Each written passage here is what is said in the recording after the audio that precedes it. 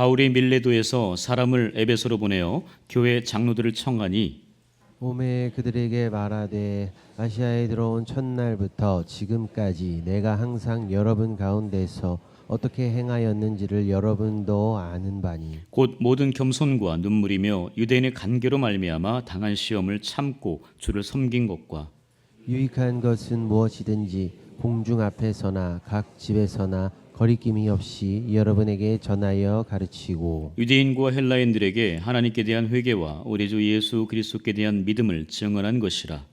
보라 이제 나는 성령에 매여 예루살렘으로 가는데 거기서 무슨 일을 당할는지 알지 못하노라. 오직 성령이 각 성에서 내게 증언하여 결박과 환난이 나를 기다린다 하시나 내가 달려갈 길과 주 예수께 받은 사명 곧 하나님의 은혜의 복음을 증언하는 일을 마치려 하면은 나의 생명조차 조금도 귀한 것으로 여기지 아니하노라. 보라 내가 여러분 중에 왕래하며 하나님의 나라를 전파하였으나 이제는 여러분이 다 내 얼굴을 다시 보지 못할 줄 아노라.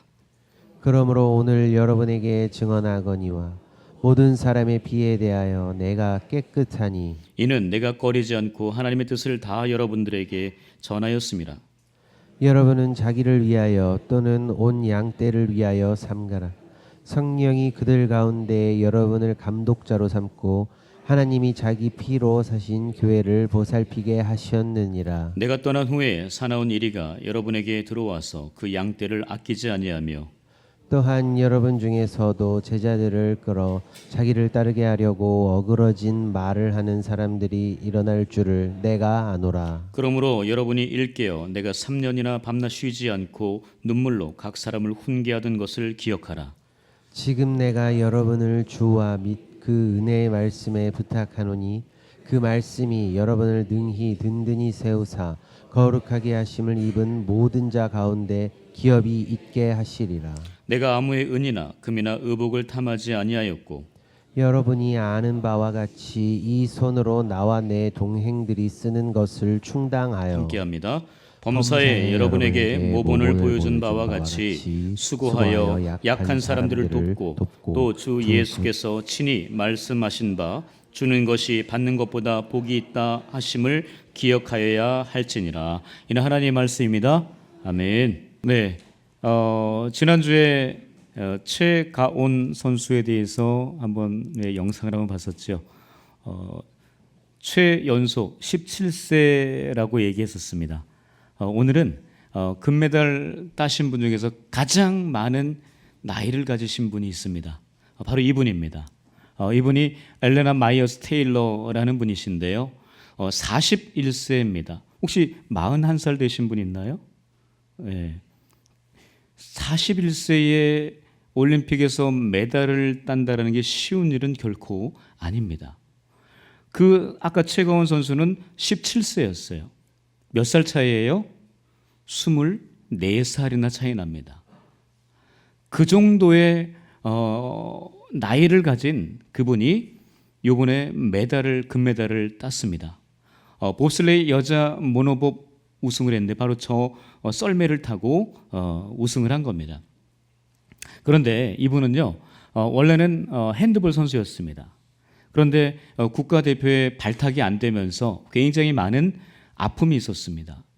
그 가운데 하나님을 만나게 됩니다.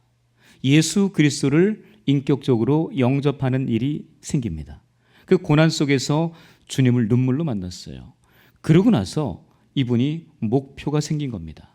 내가 꼭 금메달을 따야 되겠다라고 하는 목표를 가지면서 그것을 봅슬레이 이걸로 바꾼 거예요.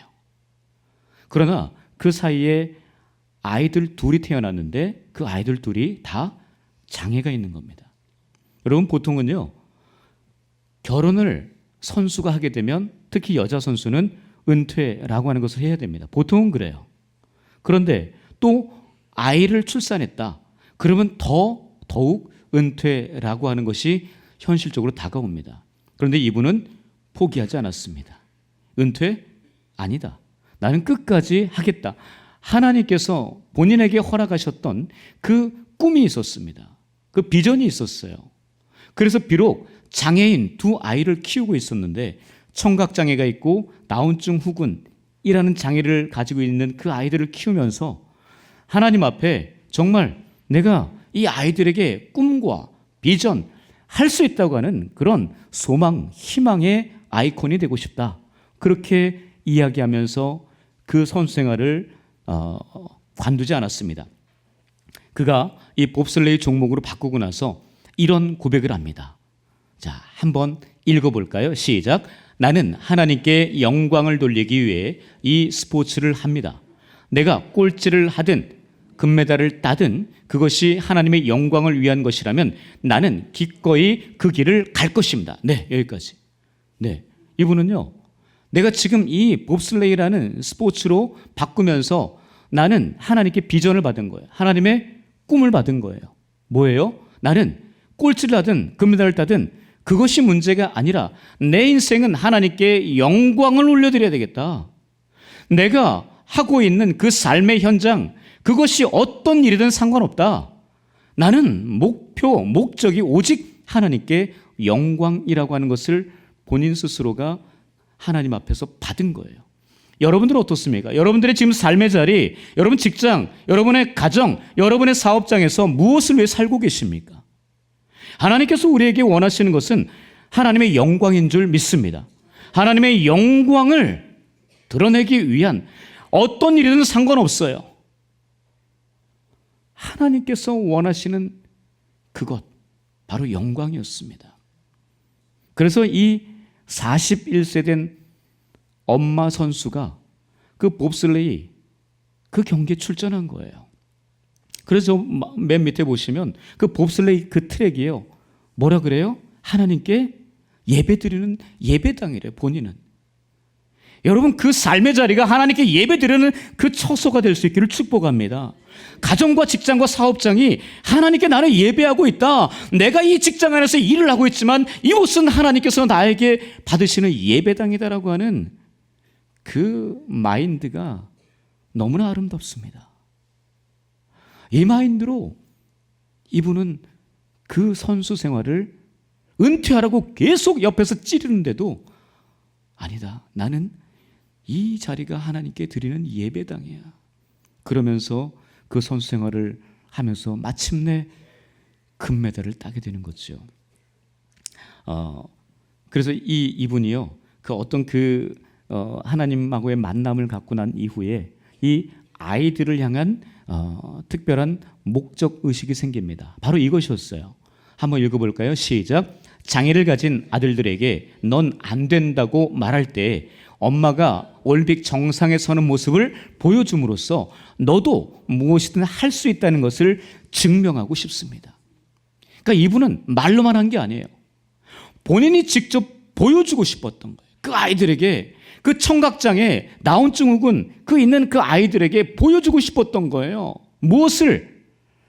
하나님께서 엄마를 통해서 일하고 계신다는 것을, 엄마가 너희들 장애를 가진 아이를 키우고 있지만 다른 사람들이 다 손가락질하면서 그만두라고 은퇴를 종용하지만 나는 굴하지 않고 하나님의 영광을 드러내는 그 금메달, 최정상에서는 그 금메달을 내가 따겠다. 그래서 너희들도 할 수 있다. 포기하지 마라. 라고 하는 그것을 보여주고자 하는 목적, 인생의 삶의 목표가 생겨버린 거죠. 이건 본인이 가진 게 아니에요. 하나님이 허락하신 겁니다.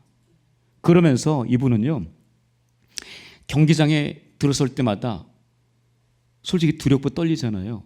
그것을 어떻게 다잡은 줄 아십니까? 바로 예레미야의 말씀이에요. 자, 읽어보겠습니다. 시작. 여호와의 말씀이니라. 너희를 향한 나의 생각을 내가 아나니 평안이요 재앙이 아니니라. 너희에게 미래와 희망을 주는 것이니라. 바로 이 말씀을 붙들고 계속 하나님 앞에 기도하는 마음으로, 하나님을 찬양하는 마음으로 그 경기에 임했다는 겁니다.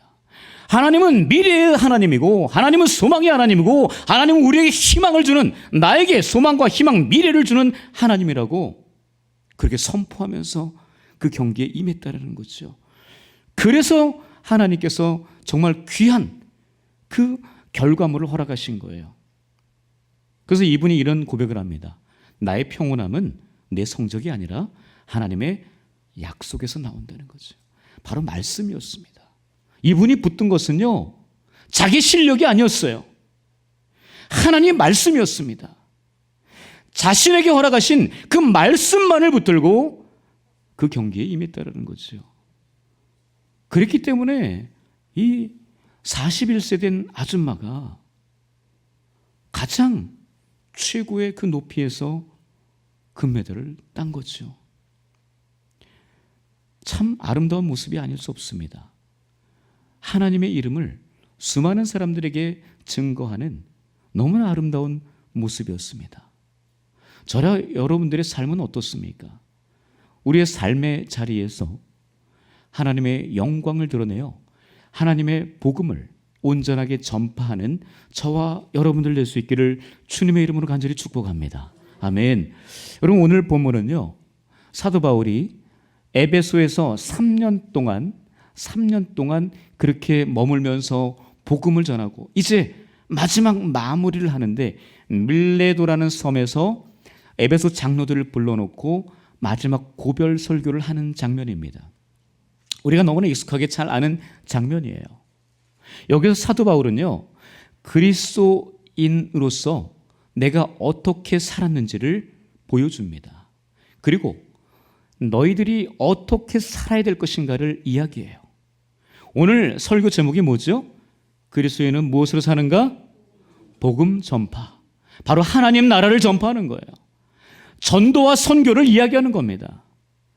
바로 그리스도인은 복음을 전파하는 그 사명자의 모습으로 살아내야 된다라는 것을 분명하게 사도 바울은 제시하고 있습니다. 자, 그것을 두 가지로 알아볼 텐데요. 첫 번째입니다. 첫 번째, 시작. 예수께 대한 믿음을 증언하라. 21절에요. 함께 읽겠습니다. 시작. 유대인과 헬라인들에게 하나님께 대한 회개와 우리 주 예수 그리스도께 대한 믿음을 증언한 것이라. 사도 바울은 자기를 증명하지 않았습니다. 자기를 내세우지 않았어요. 바로 예수께 대한 믿음을 증언하며 살았습니다. 본인이 사도행전 9장에서 그렇게 예수 믿는 자들을 핍박하러 잡으러 가는 그 도중에 예수 만난 그 이후부터 그는 절대로 자기를 드러내지 않았습니다. 오직 예수, 나를 만나주신, 나를 살려주신 그 예수 그리스도를 증거하기 위해 그는 물불 가리지 않았습니다. 때와 장소 가리지 않았습니다. 오직 그 복음을 전하기 위해서 내가 만난 예수를 생명의 영생의 주인 되신 그 예수를 증거하기에 잠도 자지 않았습니다. 그 정도로 어떤 위기, 위협 이 앞에서도 절대 굴하지 않았습니다. 유대인 40여 명이 잠도 자지 않고 먹지도 않고 이 사도 바울을 죽이기 위해서 잡아들이기 위해서 그렇게 눈에 불을 켜고 돌아다니는데도 그는 복음을 멈추지 않았습니다. 하나님의 나라를 전파하는데 절대 멈추지 않았습니다. 이 정도로 잘 살아낸 사람이 사도 바울이었습니다. 에베소 교회에서 3년 동안 있으면서 수많은 제자들을 만들어내고 예수 믿는 자들을 만들어낸 거예요. 너희는 나를 본받는 자가 되라 라고 이야기하지만 바로 예수를 본인이 본받았기 때문에 나를 본받으라는 얘기는 예수를 본받으라는 이야기죠. 나를 닮으라는 이야기는 예수를 닮으라는 이야기였습니다. 바로 그는 오직 복음을 전하는데, 살아있는 생명의 복음을 전하는데 자기 모든 것을 다 드린 사람이었습니다. 자기를 위해서 증언하지 않았습니다. 자기를 방어하기 위해서 증언하지 않았습니다. 오직 예수께 대한 믿음을 증언한 거예요. 여러분은 어떤 증언을 하고 사십니까? 여러분 어떤 말씀을 하고 사십니까? 오직 예수를 증언하는, 내가 만난 예수를 이야기하는, 내가 경험한 그 예수 하나님을 증거하는 그 입술이 되어야 하는 줄 믿습니다. 바로 하나님은 우리에게 그것을 기대하고 바라는 겁니다. 아까 그 엘레나가 그렇게 41세에 하나님의 은혜로 금메달을 따고 나서 누구를 증거하겠습니까? 누구를 증언하겠어요? 자기의 잘남을 증언할까요? 아닙니다. 오직 하나님의 영광을 증언해서 하나님을 나타내는 예수 그리스도를 전하는 그런 모습으로 살아갈 거라고 저는 확신합니다. 금메달 따고 나서 마음이 달라진다면 그건 진짜가 아니죠. 우리가 뭔가 예수를 믿고 나서 잘 되고 나서 그 다음에 내 마음대로 산다면 하나님이 기뻐하지 않습니다. 우리는 예수 믿는 목적이 금메달을 따기 위해서, 내가 사업장에서 내 사업이 부흥하기 위해서, 직장에서 내가 한 단계 더 승진하기 위해서, 내 자식들이 잘 되기 위해서, 내 질병이 낫기 위해서, 여러분 그것은 너무 1차원적인 거잖아요. 하나님은 그걸 원하지 않아. 아니, 그것을 통해서 하나님은 더 큰 것을 바라보게 하시는 거죠. 그것이 무엇입니까? 복음 전파인 줄 믿습니다. 하나님의 나라 회복하는 것인 줄 믿습니다. 그러니까 전도와 선교에 대해서 우리가 더 힘을 쓰고 애써야 되는 거예요. 우리가 그런 모습이 없다면요, 우린 다시 한번 우리 자신을 돌아보면서 우리 주님 앞에 오직 복음을 전하기에 힘써야 한다라는 거죠. 여러분, 이 사도 바울은 로마서 1장에서 이런 이야기를 합니다. 1장 14, 15절 시작. 헬라인이나 야만인이나 지혜 있는 자나 어리석은 자에게 다 내가 빚진 자라. 그러므로 나는 할 수 있는 대로 로마에 있는 너희에게도 복음 전하기를 원하노라. 그렇게 이야기합니다. 여러분, 사도 바울은 오늘 본문에도 이야기하지만 나는 헬라인이나 이방인 또는 유대인 가리지 않고 오직 복음을 전하는데 애를 썼다라고 이야기합니다. 여기에서도 로마서에서도 헬라인이나 야만인이나 지혜 있는 자나 어리석은 자나 뭐예요? 모든 족속, 모든 사람들 가리지 않고 구별하지 않고 그 모든 사람들에게 내가 복음에 빚진 자라고 이야기하는 겁니다. 여러분, 빚진 자는 뭐예요? 채무자 아닙니까? 채권자는 아닙니다. 채무자로서 내가 갚아야 된다는 거죠. 무엇을요? 복음을 갚아야 된다는 이야기입니다. 복음이 없는 사람들에게, 예수를 알지 못하는 사람들에게, 하나님의 나라를 모르는 그런 사람들에게 예수를 증거하는 복음의 빚진 자의 사명을 사도 바울은 끝까지 감당했다는 겁니다. 자기를 증언하지 않았어요. 자기를 증명하기 위해서 예수를 이용한 게 아닙니다. 자기를 증명하기 위해서 십자가를 도용한 거 아니에요. 오직 예수 그리스도를 있는 그대로 나를 살려주시고 나를 만나주시고 내 인생을 그렇게 이끌어 가셨던 그 하나님, 그 예수를 증언하는 그 모든 것, 그것을 위해서 살아가고 있는 이 사도 바울의 모습을 볼 수 있습니다. 그가 이야기합니다. 파란 글씨만 읽어볼까요? 시작. 나는 할 수 있는 대로 복음 전하기를 원하노라. 나는 할 수 있는 대로 뭐예요? 내가 할 수만 있으면, 내 발에 힘이 있으면, 내 손에 힘이 있으면, 내 입이 열려 있으면, 내가 볼 수 있으면, 내가 어디든지 가서 내 호흡이 있으면 어디든지 가서 복음을 전하겠다는 이야기입니다. 여러분 어떠십니까? 여러분 할 수 있는 대로 복음 전하고 계십니까? 우리 지금 사순절 지나면서 미션을 드렸습니다. 하루에 한 사람이 아니라 일주일에 한 사람에게 뭐 하자고요? 전도하자고. 그거 했습니다. 여러분 일주일에 한 사람이에요. 그 한 사람에게 복음 전하고 계십니까? 여러분의 입술로, 여러분의 삶으로 복음이 증거되어야 됩니다. 그게 전도예요. 그게 선교입니다. 멀리 우리가 민족, 언어, 생활 습관이 다른, 문화가 다른 그곳에 가서만 복음 전하는 게 아니고 이 지금 내 자리에서, 내 삶의 자리에서 예수 믿지 않는 사람들에게 나아가 불신자들에게 예수 믿으시라고, 예수 믿어보지 않겠냐고, 그거 하라는 겁니다. 그거. 이 사순절 기간만이라도 일주일에 한 번이라도 내 입술을 열어서 복음을 증거하는 그 모습을 하나님이 기대하고 계십니다. 할 수 있는 대로, 여러분, 할 수만 있으면 돈 버는 것에 힘쓰지 말고, 할 수만 있다면 한 단계 더 내가 상승하는 것에 애쓰지 말고 오직 복음 전하는 일에 힘쓰고 애쓸 수 있기를 축복합니다. 사람들에게 잘 보이려고 할 수만 있으면 그렇게 하지 마시고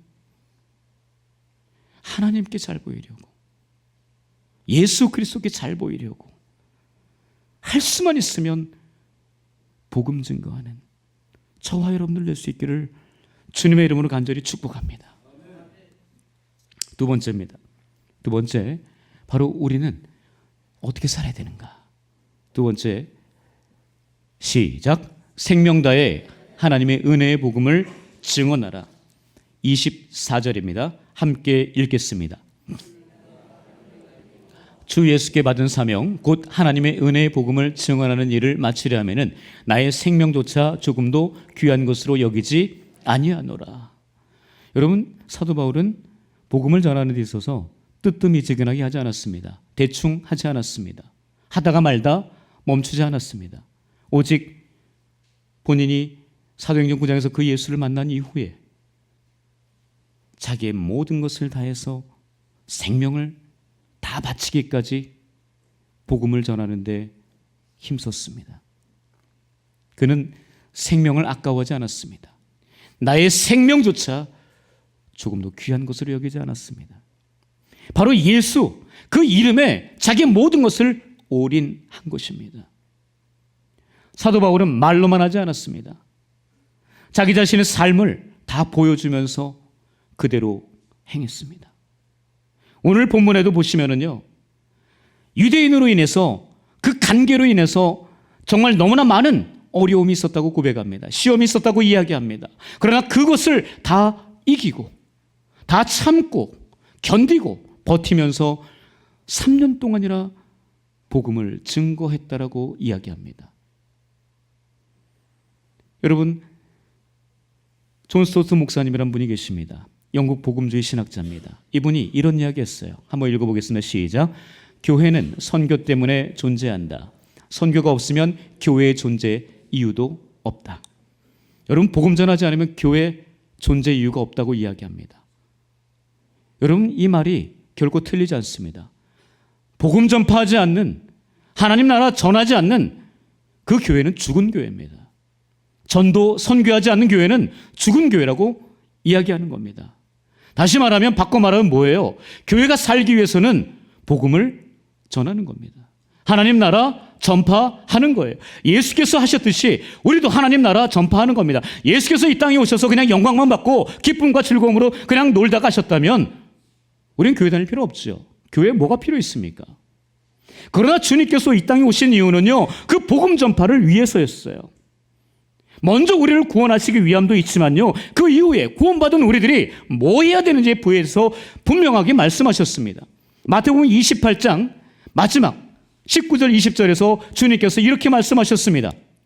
시작. 그러므로 너희는 가서 모든 민족을 제자로 삼아 아버지와 아들과 성령의 이름으로 세례를 베풀고 내가 너에게 분부한 모든 것을 가르쳐 지키게 하라. 여기까지. 네, 우리에게 부활하신 주님께서 분명하게 말씀하셨어요. 제자들에게 하신 말씀이지만 오늘을 살아가는 우리에게 하시는 말씀이에요. 가서 무엇을 할 것이냐? 모든 민족에게 나아가서, 열방에 나아가서 복음을 전하라는 겁니다. 가서 내가 너희에게 분부한 모든 것을 가르쳐 지키게 하라고 이야기합니다. 하나님 나라 확장을 위해서 이야기하는 거죠. 생명을 걸고 복음 전파를 하라고 말씀하시는 겁니다. 또한 사도행전 1장 8절에서 주님께서 뭐라고 그러셨어요? 마지막 승천하기 전에 이렇게 말씀하셨습니다. 시작. 오직 성령이 너희에게 임하시면 너희가 권능을 받고 예루살렘과 온 유대와 사마리아와 땅끝까지 이르러 내 증인이 되리라 하시니라. 주님께서는요, 아셨어요. 모든 민족으로 다 안 나간다는 걸 아셨어요. 가르쳐 지키게 해야 되는데 그걸 안 한다는 걸 아셨어요. 아니, 못 한다는 걸 아셨어요. 그래서 주님께서 뭐라고 하시느냐? 오직 성령을 주겠다. 성령이 너희에게 임하면 너희가 예루살렘과 온 유대와 사마리아와 땅 끝까지 이르러 내 증인, 나를 증언하는, 복음을 증언하는, 하나님 나라를 전파하는 그런 사람으로 너희가 될 수 있다라고 다시 한번 말씀하십니다. 주님은 우리의 연약함을 잘 아세요. 복음 증거하지 않는 그런 연약함을 잘 아십니다. 그렇게 미션을 줘도 하지 않는 우리들의 불순종을 잘 아세요. 말씀하셔도 듣지 않고 자기 마음대로 자기 속에는 옳은 대로 살고 있는 우리들의 모습을 너무나 잘 아십니다. 그래서 우리에게 말씀하십니다. 너희에게 성령을 주겠다. 그 성령을 받으면 너희들은 어쩔 수 없이 복음을 전하는 그 입술이 될 것이다 라고 말씀하십니다. 생명을 바쳐서 증거하지 않던 그 사람이 성령이 임하니까 그 제자들이 다 나아가서 생명을 바쳐서 복음을 전하는 그런 거룩한 씨앗들이 되었습니다. 저와 여러분들은 어떻습니까? 복음을 위해서 생명을 걸고 계십니까? 생명 바쳐서 복음을 증거하고 계십니까? 우리 주님은 생명 바쳐서 복음 전하시기 위해 이 땅 가운데 오셨습니다. 교회가 사는 목적, 이유는 생명 바쳐 복음 전하는 바로 그 모습이 있기 때문입니다. 그것이 없으면, 그런 성도로 살지 않으면 죽은 성도입니다. 죽은 교회입니다. 오직 예수 그리스도, 그분이 우리에게 생명을 주시기 위해 이 땅 가운데 오시고 그 생명을 받은 우리들이 해야 되는 일은 오직 하나님의 나라 전파인 줄 믿습니다. 그 하나님의 나라를 위해서 내 생명을 아까워하지 않고 우리의 모든 것을 다 올려드릴 수 있는 저와 여러분들 될 수 있기를 축복합니다. 사도 바울이 자기 자신을 이야기하는데 이런 이야기합니다. 고린도전서 9장 22절입니다. 함께 읽겠습니다. 시작. 내가 복음을 전할지라도 자랑할 것이 없음은 내가 부득불할 일임이라. 만일 복음을 전하지 아니하면 내게 화가 있을 것이로다. 여러분, 이런 마인드 가지고 계십니까? 내가 복음 전하지 않으면 나는 죽을 거야. 내가 복음 전하지 않으면 나 하나님께서 요절낼지도 몰라. 여러분, 그 마인드를 가지고 계십니까?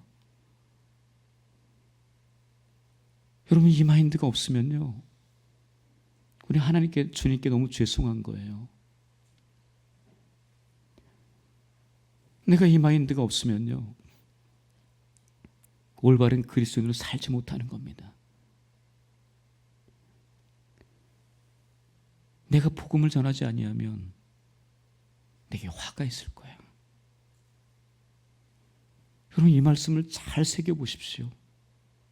이게 우리의 존재 이유거든요. 내가 왜 살아야 되는지 그것을 분명하게 이야기합니다. 복음을 전해야 되겠다. 예수를 증거해야 되겠다. 이 생각이 없으면요, 여러분 죄송하지만 이 자리에 나와 있는 의미 없어요. 내가 예수를 증거하지 않으면 내 가슴이 뜨거워진 이것을 어떻게 감당할 수 없어야 되는데, 그래서 어쩔 수 없이 토해내야 되는데 그런 마음도 없고 그런 느낌도 없고 그것을 너무 부담스러워하면서 외면한다면 우리는 어쩌면 다시 한번 주님을 십자가에 못 박는 그런 사람들이 불과할 수도 있습니다. 내가 복음을 전하지 아니하면 견딜 수 없는 그런 하나님의 사람 될 수 있기를 축복합니다. 여러분, 우리가 잘 알고 있는 예레미야 선지자, 눈물의 선지자라고 이야기합니다. 그 눈물의 선지자가 예레미야 20장에서 이런 고백을 합니다. 함께 파란 글씨만 읽어볼게요. 자, 시작. 내가 다시는 여호와를 선포하지 아니하며 그의 이름으로 말하지 아니하리라 하면 나의 마음에 불 붙는 것 같아서 골수에 사무치니 답답하여 견딜 수 없나이다. 여러분, 저기까지만 있었으면 좋겠죠. 네가 다시는 여호와를 선포하지 아니하며 그의 이름으로 말하지 아니하리라. 여기까지만 있었으면 좋겠죠. 그러나 하나님은 그렇게 우리에게, 예레미야 선지자는 그렇게 우리에게 말하지 않습니다. 그러면 내가 답답해서 견딜 수 없다. 여러분, 예레미야 선지자는 하나님의 말씀을 온전히 증거한 사람이었어요. 근데 그를 가장 어렵게 한 사람이 누군지 아십니까? 여호와의 성전의 총감독 제사장 바스울이었어요. 여호와의 제사장, 여호와의 성전을 맡고 있는 최고의 총감독이라는 사람이 예레미야, 하나님 말씀을 증거하는 그를 가두고 때리고 고랑으로 채우고 이렇게 했던 거예요. 하나님 말씀을 증거하는 사람을 더 이상 증거하지 못하도록 그 입술을 때린 겁니다.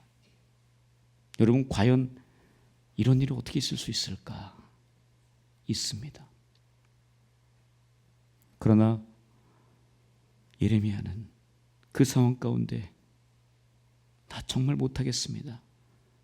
저기 써 있잖아요. 여호와의 말씀으로 말미암아 내가 종일토록 모욕거리, 치욕거리, 조롱거리가 된다고. 내가 복음을 전파하는데, 하나님 말씀 있는 대로 전하는데 왜 이렇게 돼야 되냐고. 나 더 이상 안 하고 싶다고. 내가 이렇게 매맞음 당하고 나 못 견디겠다고. 근데 그걸로 끝내지 않았다는 겁니다. 그럼에도 불구하고 내가 다시 복음을 증거하겠다고. 여러분, 여기가 정말 하나님의 평안만 있는 자리는 아닙니다. 하나님의 위로 당연히 필요하죠. 하나님의 치유와 회복 당연히 필요한 자리입니다. 그러나 우리는 그것을 넘어서야 되거든요. 내 삶을 통해서, 내 삶의 자리를 통해서, 내 입술을 통해서, 나의 삶을 통해서 예수 그리스도가 증거돼야 됩니다. 그 증거되지 않으면 답답하여 견딜 수 없는 그런 사람이 되어야 되거든요. 내가 예수를 증거하지 않으면 내게 화가 미칠 것이다라고 하는 그 결단의 마음이 분명히 있어야 되는 겁니다. 이것이 없으면요, 우리는 바른 그리스도인은 될 수 없다라는 사실을 다시 한번 우리가 기억하면서 내 삶의 자리에서 오직 예수를 증거하여 하나님의 영광을 드러내는 저와 여러분들 될 수 있기를 주님의 이름으로 간절히 축복합니다. 기도하겠습니다. 하나님, 우리가 왜 살고 있습니까? 혹시 살려주신 이유와 목적을 분명하게 깨닫지 못하고 내가 원하는 대로 살고 있는 그런 하나님의 사람은 아닌지, 그런 그리스도인은 아닌지 다시 한번 돌아보면서 사도 바울, 예수 그리스도, 예레미야의 모습을 기억하면서 우리도 그 모습을 뒤따라, 그 모습을 닮아 온전하게 생명 바쳐 예수를 증언할 수 있는, 복음을 전파할 수 있는 하나님의 사람들 되게 하여 주시옵소서.